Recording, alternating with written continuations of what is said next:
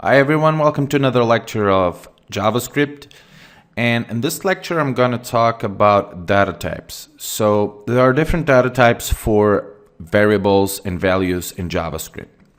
So you've learned some of them in the last video. But before that, I just want to remember you that whenever you type var title, we call this declaring a variable, when you give a name to a variable, okay? So in this example, we've declared the variable with the name title.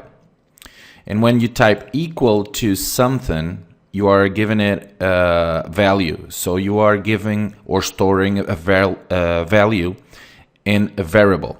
And we call that assigning values to a variable, okay? So this is how we usually say it correctly. So this is declaring a variable and this is assigning a value to a variable, okay? Now there are different types of values. This would be a string value, okay? When you type letters or sentence between double quotes. But you can also type numbers, right? So we have 5 different types of values in JavaScript.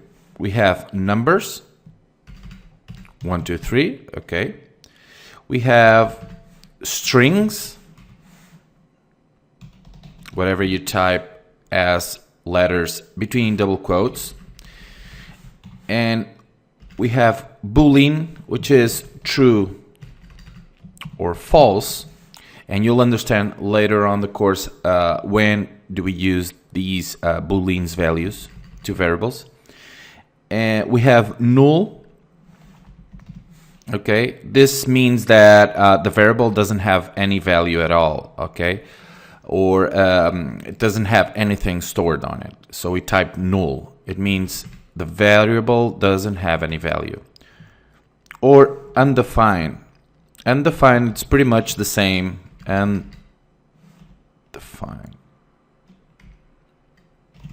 Pretty much the same as null, okay? Doesn't have any value, so there's nothing stored in it.